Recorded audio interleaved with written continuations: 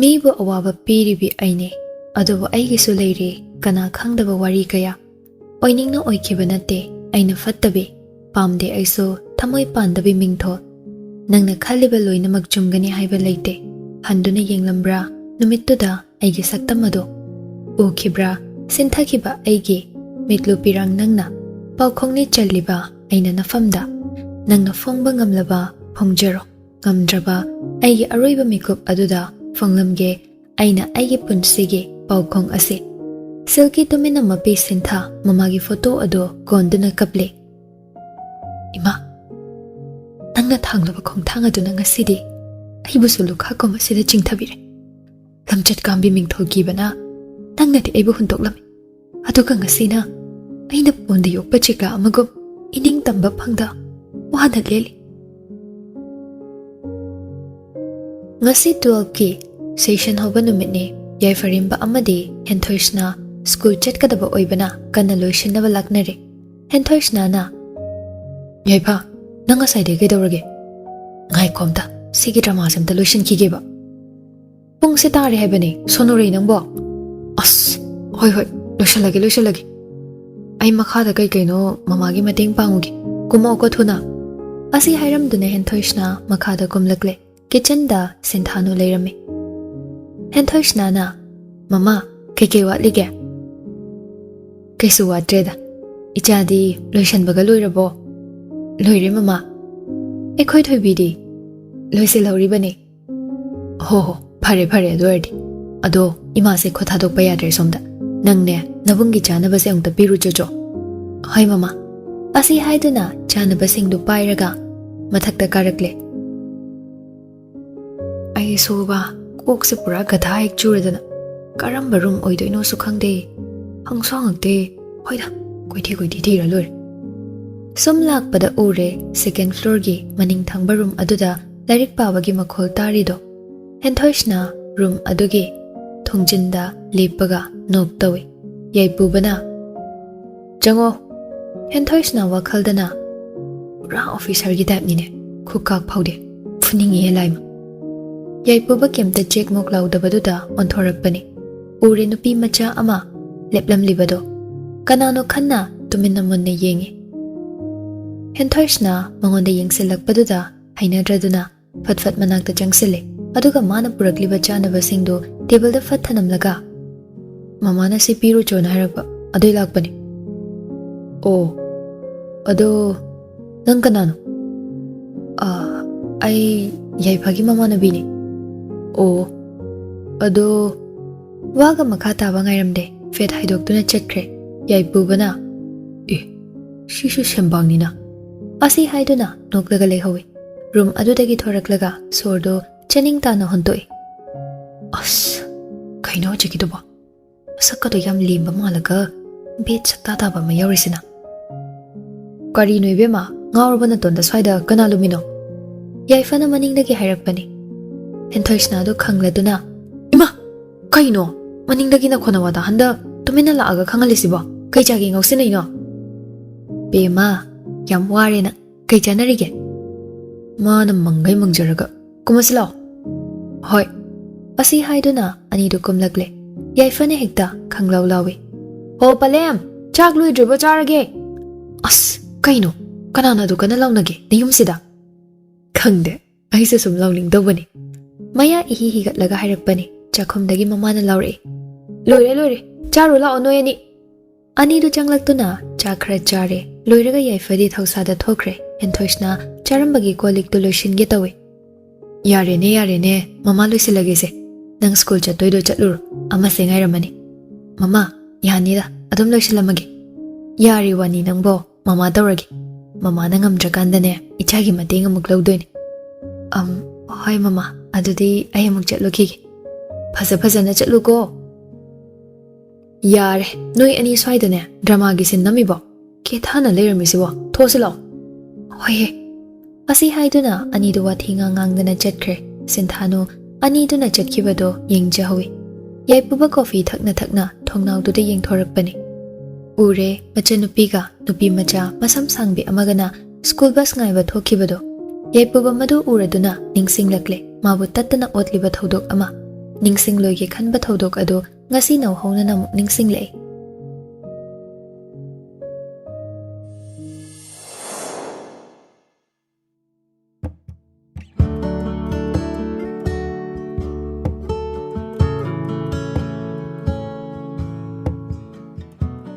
ꯄꯨꯟꯁꯤꯒꯤ ꯄꯥꯟꯗꯝ ꯀꯌꯥ ꯑꯃꯒ ꯂꯣꯏꯅꯅ ꯆꯠꯂꯤ ꯃꯤꯑꯣꯏꯕ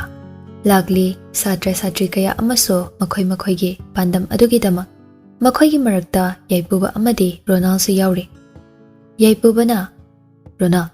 ꯑꯩꯗꯤ ꯁꯤꯒꯤ ꯁ꯭ꯀꯨꯜꯁꯦ ꯇꯝꯕ ꯅꯨꯡꯉꯥꯏꯗꯧ ꯃꯥꯜꯂꯛꯇ꯭ꯔꯦ꯫ ꯑꯩꯁꯨ ꯅꯦꯃꯤ ꯇꯟꯕꯩ ꯇꯥꯏꯞ ꯇꯧꯁꯤꯜꯂꯤ꯫ ꯅꯨꯄꯤꯈꯩꯅ ꯃꯔꯣꯟ ꯑꯃ ꯈꯠꯂꯤꯕ ꯑꯣꯖꯥꯅ ꯃꯔꯣꯜ ꯑꯃ ꯌꯦꯡꯅꯤꯡꯗꯕ ꯉꯥꯛꯇ ꯑꯝꯇꯁꯨ ꯅꯨꯡꯉꯥꯏꯕ ꯆꯪꯗꯦ ꯋꯥꯅꯤ꯫ ꯈꯪꯗꯦ ꯑꯩꯁꯨ ꯑꯗꯣ ꯑꯩ ꯅꯍꯥꯟꯒꯤ ꯆꯦꯆꯦ ꯁꯥꯕꯤꯗꯣ ꯍꯟꯗꯛ ꯃꯥꯏ ꯋꯥꯈꯜ ꯀꯟꯅ ꯈꯜꯂꯛꯏ꯫ ꯁꯤꯕꯨ ꯀꯩꯒꯤꯅꯣ? ꯑꯍꯥꯏ ꯅꯪꯗꯤ ꯁ꯭ꯀꯨꯜ ꯀꯥꯕ ꯋꯤꯛ ꯑꯃꯐꯥꯎ ꯐꯥꯗ꯭ꯔꯤ ꯂꯕꯦꯔꯤꯌꯥ ꯅꯥꯔꯤꯗꯅ꯫ ꯑꯁ ꯑꯗꯨꯃꯥꯏ ꯍꯥꯏꯔꯛꯀꯅꯨꯗ ꯁꯨꯝ ꯈꯜꯂꯦ ꯍꯥꯏꯕꯩ ꯋꯥꯅꯤ ꯋꯥꯊꯤ ꯋꯥꯔꯦꯝ꯫ ꯀꯩꯅꯣ ꯋꯥꯊꯤ ꯋꯥꯔꯦꯝꯕꯣ? ꯏꯕꯣ ꯅꯨꯄꯤ ꯍꯟꯅ ꯌꯦꯡꯗꯕ ꯅꯪꯅ ꯅꯨꯄꯤ ꯄꯥꯝꯃꯦ ꯍꯥꯏꯔꯛꯇꯧ ꯅꯠꯇꯦꯀꯣ꯫ ꯑꯗꯣ ꯄꯥꯝꯃꯗꯤꯅꯦ ꯁꯠ ꯁꯠ ꯍꯥꯏꯖꯜꯂꯨ꯫ ꯑꯁ ꯍꯧꯖꯤꯛꯇꯤ ꯑꯗꯨꯝꯕꯩ ꯋꯥꯈꯜ ꯂꯩꯇꯦꯗ꯫ ꯑꯩꯗꯤ ꯅꯤꯠ ꯊꯥꯈꯤꯒꯦꯅ ꯍꯥꯏꯔꯛꯇꯣꯏꯔꯣ? ꯍꯣꯏ ꯍꯧꯖꯤꯛꯀꯥꯟ ꯅꯨꯄꯤ ꯁꯦꯟꯅꯗ꯭ꯔꯗꯤ ꯐꯪꯗꯕꯅꯤꯀꯣ ꯃꯤꯅ ꯍꯟꯈ꯭ꯔꯗꯤ ꯅꯪ ꯐꯨꯗꯤꯠꯇ ꯃꯥꯡꯖꯣꯡ ꯆꯣꯡꯉ ꯂꯩꯖꯧꯅꯤ꯫ ꯑꯁ ꯑꯩ ꯁꯨꯝꯇ ꯈꯟꯈꯤꯒꯦ ꯉꯥꯏꯈꯣ ꯐꯖꯅ ꯄꯥꯝꯃꯤ ꯄꯥꯝꯗꯦ ꯀꯟꯐꯥꯔꯝ ꯇꯥꯗ꯭ꯔꯤꯕ꯫ ꯍꯥꯎꯇꯦ ꯅꯪꯗꯤ ꯑꯗꯨꯁꯨ ꯀꯟꯐꯥꯔꯝ ꯇꯥꯔꯤꯕ? ꯑꯣꯏꯔꯔꯣꯏ ꯏꯕꯣ꯫ ꯏꯁ ꯅꯪ ꯌꯥꯝ ꯑꯣꯏꯕꯅꯤꯅ ꯍꯥ ꯅꯨꯄꯤꯒꯁꯦ ꯌꯥꯝ ꯐꯪꯕꯅꯤꯅ ꯑꯩꯉꯣꯟꯗ ꯑꯣꯏꯔꯔꯣꯏ ꯀꯥꯏꯅ꯫ ꯌꯥꯔꯦ ꯃꯃꯥꯁ ꯕꯣꯏ ꯇꯥꯅꯤꯡꯗꯤꯌꯦ꯫ ꯈꯪꯗꯦꯗ ꯍꯧꯖꯤꯛꯀꯥꯟ ꯅꯨꯄꯥꯈꯩꯗꯧ ꯇꯧꯗꯧ ꯁꯔꯨꯛꯅꯦ ꯑꯩ ꯃꯃꯥꯁ ꯕꯣꯏ ꯑꯗꯨꯝ ꯑꯣꯏꯖꯒꯦ ꯌꯥꯅꯤ꯫ ꯄꯥꯝꯖꯗꯦꯕ ꯅꯩꯕ ꯁꯥꯕ ꯃꯔꯜ ꯁꯤꯀꯤ ꯑꯃꯐꯥꯎ ꯄꯥꯏꯗꯕꯤ ꯒꯞ ꯇꯧꯕ ꯀꯥꯡꯒꯨꯗꯣ꯫ ꯌꯥꯔꯦ ꯂꯛꯅꯕꯅꯤ ꯅꯪ ꯁꯨꯕ꯫ ꯆꯨꯝꯕꯨ ꯆꯨꯝꯗ꯭ꯔꯣ? ꯆꯨꯝꯃꯤꯗ ꯑꯗꯨꯕꯨꯗꯤ ꯅꯨꯄꯤ ꯀꯥꯏꯅ ꯀꯣꯏꯈꯤꯔꯣꯏꯁꯤꯗ ꯑꯃꯨꯛ ꯐ꯭ꯌꯨꯆꯔ ꯁꯂꯛ ꯁꯥꯁꯅꯤ ꯀꯅꯥꯅꯣ ꯀꯩꯅꯣꯁꯨ ꯈꯪꯗ꯭ꯔꯤ꯫ ꯍꯧꯖꯤꯛꯀꯥꯟ ꯅꯨꯄꯤ ꯊꯥꯖꯕ ꯌꯥꯕ ꯅꯠꯇꯦ ꯐꯖꯅ ꯕꯦꯛꯒ꯭ꯔꯥꯎꯟ ꯈꯪꯉꯒ ꯀꯣꯏꯗꯣꯏꯅꯤ ꯀꯣꯏꯔꯁꯨ꯫ ꯌꯥꯔꯦꯗ ꯗꯤꯒ꯭ꯔꯤꯁꯦ ꯅꯪꯅ ꯍꯦꯜꯂꯦ ꯇꯧꯔꯤꯁꯦ꯫ ꯑꯗꯣ ꯑꯣꯖꯥꯁꯦ ꯆꯪꯉꯛꯇ꯭ꯔꯦ ꯑꯗꯨꯝ ꯁꯨꯇꯤ ꯊꯥꯕ ꯃꯇꯝ ꯑꯣꯏꯔꯦ ꯂꯣꯏꯁꯤꯜꯂꯣ ꯌꯥꯔꯦ꯫ ꯍꯣꯏ ꯁꯤꯕꯨ ꯀꯩꯅꯣ ꯇꯧꯏꯁꯤꯕꯨ ꯂꯥꯁ ꯄꯤꯔꯤꯌꯠꯁꯨ ꯑꯣꯖꯥ ꯆꯪꯗꯦ ꯉꯁꯥꯏꯁꯨ ꯔꯣꯜ ꯀꯧꯗꯦ꯫ ꯈꯪꯖꯗ꯭ꯔꯦ꯫ ꯕꯦꯜꯁꯨ ꯇꯥꯔꯛꯂꯦ ꯁꯥꯇ꯭ꯔꯁꯤꯡꯗꯨ ꯃꯍꯩ ꯊꯣꯛꯅꯈ꯭ꯔꯦ꯫ ꯔꯣꯅꯥꯜ ꯑꯃꯗꯤ ꯌꯥꯏꯄꯨꯕ ꯂꯥꯁꯇ ꯊꯣꯛꯂꯛꯑꯦ꯫ ꯆꯣ ꯅꯣꯏ ꯕꯁ ꯑꯁꯤꯗ ꯂꯩꯔꯦ꯫ ꯌꯥꯏꯄꯨꯕꯅ ꯍꯥꯏꯔꯛꯄꯅꯤ꯫ ꯑꯁ ꯎꯕꯨ ꯎꯔꯨꯗꯦ ꯆꯠꯂꯦ ꯍꯌꯦꯡ ꯑꯃꯨꯛ ꯎꯅꯔꯁꯦ꯫ ꯍꯣꯏ ꯐꯟ ꯆꯠꯂꯣꯀꯣ꯫ ꯌꯥꯏꯄꯨꯕꯁꯨ ꯃꯥꯒꯤ ꯕꯁ ꯈꯥꯝꯂꯤꯕ ꯇꯝꯅ ꯂꯥꯛꯂꯦ꯫ ꯕꯁ ꯍꯦꯛ ꯀꯥꯈꯠꯀꯦ ꯇꯧꯕꯒ ꯑꯣꯏ ꯕꯨꯡꯉꯣ ꯅꯪ ꯑꯝꯇ ꯉꯥꯏꯀꯣ꯫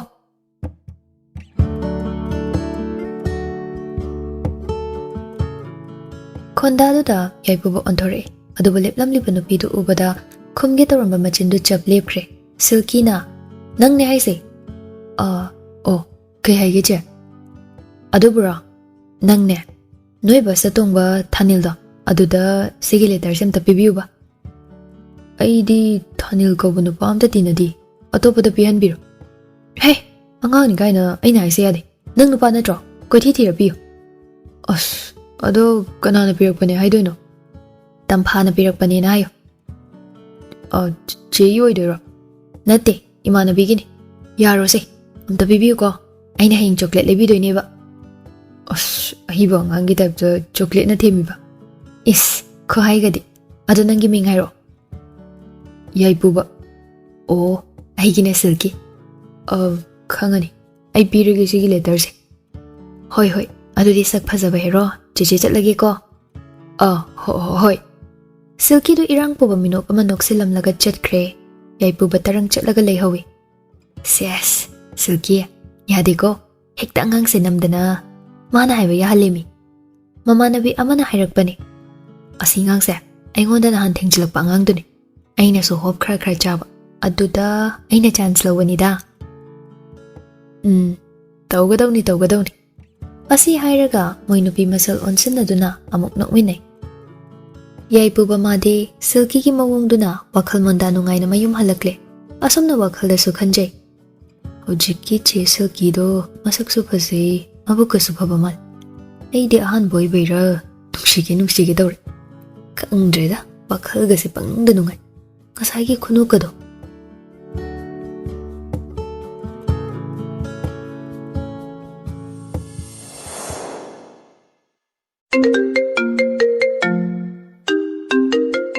ꯌꯥꯏꯕꯨꯕ ꯂꯥꯛꯂꯤꯕ ꯀꯣꯜ ꯑꯗꯨꯒꯤ ringtone aduna mana khalamliba manglan adu kaikre tapna call du kanagino yengi Ronald tharambadudha tapna call du receive tawi Ronald how kamai tawrige madhop nangbo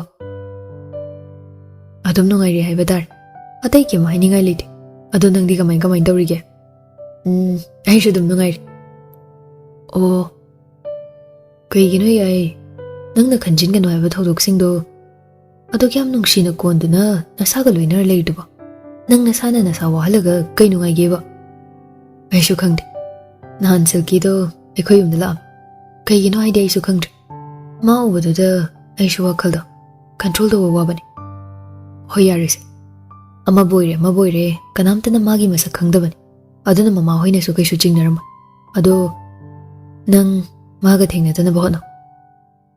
honai aiso magi WakhaL kautukna baswani ado ngamde amumu gyam ole maga iga loina kiba matam kaya adugi wari kaya do ningsinglaga ai khangma ngamdawai pangdaba nupa malida adum tawnu yaibuba wari makha taningdre aduna wa thaidore ai do bai class chatnaba tawrage pung tare hoi kona muk sanarsi thamo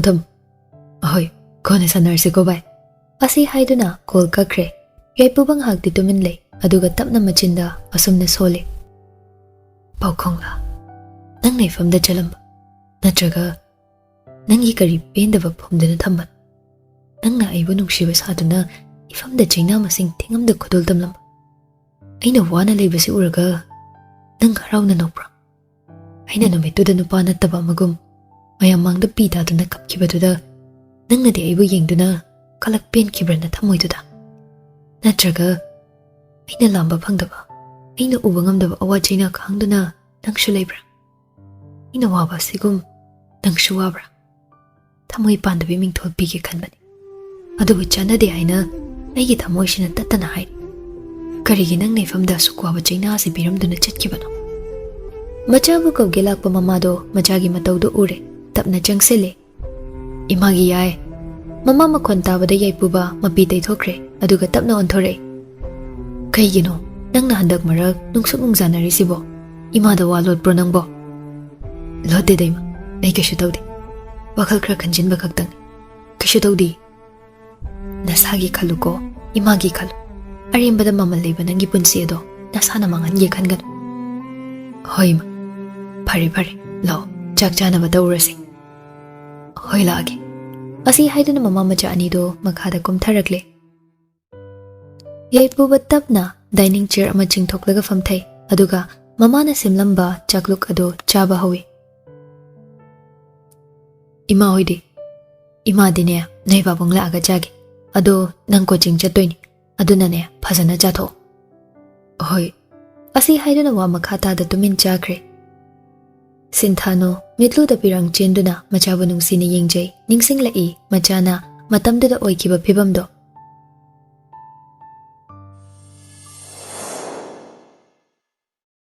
mental hospital dugi ka khoduda tumin tasinduna famlame walang amatta ngangda nurse nupi ama changa aga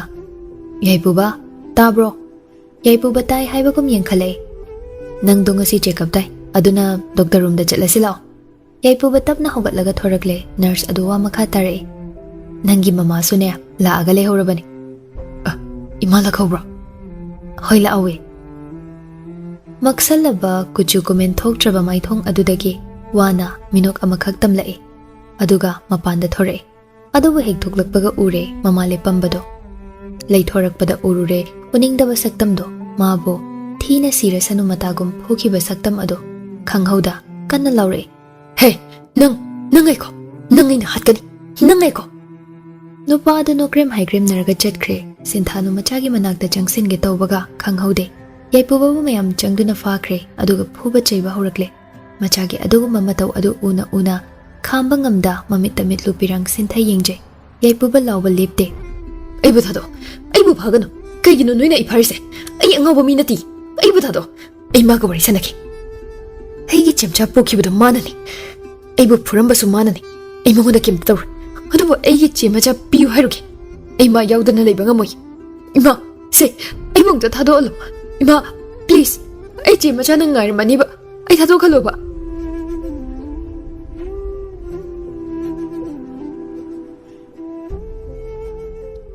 ꯃꯆꯥꯒꯤ ꯃꯇꯧ ꯌꯦꯡꯕ ꯉꯝꯗ ꯆꯦꯟꯈ꯭ꯔꯦ ꯃꯃꯥ ꯑꯣꯏꯕꯤꯗꯣ ꯃꯤꯠꯂꯨꯒꯤ ꯄꯤꯔꯥꯡꯗꯨꯃꯗꯤ ꯀꯪꯈꯤꯗꯦ ꯍꯦꯟꯅ ꯑꯗꯨꯝ ꯁꯤꯟꯊꯈꯤ ꯌꯥꯏꯄꯨꯕ ꯎꯄꯥꯏ ꯂꯩꯇ ꯋꯥꯅ ꯄꯦꯟꯗꯕ ꯀꯌꯥ ꯍꯥꯏꯗꯣꯛꯄ ꯐꯣꯡꯗꯣꯛꯄ ꯉꯝꯗ ꯑꯋꯥꯕ ꯀꯌꯥ ꯈꯥꯡꯗꯨꯅ ꯑꯗꯨꯝ ꯂꯩꯍꯧꯏ ꯑꯉꯥꯎꯕ ꯅꯠꯇꯦ ꯃꯥ ꯑꯗꯨꯕꯨ ꯑꯣꯏꯍꯟꯕꯅꯤ ꯅꯨꯡꯁꯤꯕ ꯀꯧꯕ ꯃꯌꯥꯏ ꯀꯟꯕ ꯃꯁꯛ uge ꯐꯪꯗꯕ ꯃꯥꯅ ꯑꯉꯥꯎꯕ ꯑꯣꯏꯍꯟꯕꯅꯤ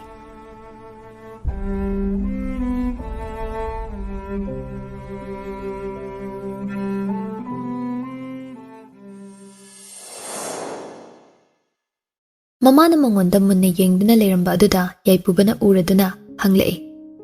ꯏꯃꯥ ꯀꯩꯗꯧꯔꯒꯦ ꯀꯩꯁꯨ ꯇꯧꯗꯦꯗ ꯆꯥꯕ ꯂꯣꯏꯔꯗꯤ ꯍꯧꯒꯠꯂꯣ ꯃꯇꯝ ꯊꯦꯡꯈꯤꯅꯤ ꯍꯣꯏ ꯃꯥ ꯑꯁꯤ ꯍꯥꯏꯔꯝꯗꯨꯅ ꯊꯣꯔꯛꯂꯦ ꯎꯍꯧꯏ ꯃꯥ ꯃꯃꯥꯅ ꯃꯤꯠꯂꯨ ꯏꯔꯥ ꯆꯦꯟꯈꯤꯕꯗꯣ ꯑꯗꯨꯕꯨ ꯇꯨꯃꯤꯟ ꯂꯩꯁꯤꯟꯈ꯭ꯔꯦ ꯆꯠꯅ ꯆꯠꯅ ꯑꯁꯨꯝꯅ ꯈꯜꯂꯤ ꯏꯃꯥ ꯅꯪꯒꯤ ꯃꯤꯠꯂꯨ ꯄꯤꯔꯥꯡꯗꯣ ꯑꯩꯒꯤ ꯃꯔꯝꯅ ꯁꯤꯟꯊꯍꯟꯕ ꯃꯁꯤꯡ ꯌꯥꯝꯂꯛꯂꯤ ꯉꯁꯤꯁꯨ 이마기 ꯄꯤꯔꯥ ꯊꯥꯡꯕ ꯃꯤꯠꯇ ꯌꯦꯡꯕ ꯉꯝꯗ ꯂꯥꯟꯐꯝꯗ ꯃꯥꯏꯊꯤꯔꯕ ꯂꯥꯟꯃꯤ ꯑꯃꯒꯨꯝ ꯑꯩ 이마ꯒꯤ ꯅꯥꯛꯇꯒꯤ ꯊꯣꯔꯛꯂꯦ ꯑꯗꯨꯕꯨ ꯍꯤꯡꯕꯒꯤ ꯃꯔꯝꯗꯤ 이마 ꯅꯪ ꯑꯣꯏꯕꯅ ꯑꯩ ꯉꯁꯤ ꯐꯥꯎꯕ 이마ꯕꯨ ꯌꯦꯡꯖꯗꯨꯅ ꯍꯤꯡꯂꯤꯕꯅꯤ ꯅꯆꯥꯕꯨ ꯄꯥꯡꯗꯦ ꯍꯥꯏꯗꯨꯅ ꯃꯥꯏ ꯂꯩꯗꯨꯅ ꯆꯠꯈꯤꯅꯨ ꯏꯃꯥ ꯑꯩ 이마ꯕꯨ ꯍꯔꯥꯎ ꯃꯃꯟꯃꯤꯅꯣ ꯁꯣꯏꯗꯅ ꯇꯝꯍꯟꯒꯅꯤ ꯃꯇꯝꯗꯨ ꯐꯥꯎꯕꯗꯤ ꯅꯆꯥꯕꯨ ꯉꯥꯏꯕꯤꯔꯝ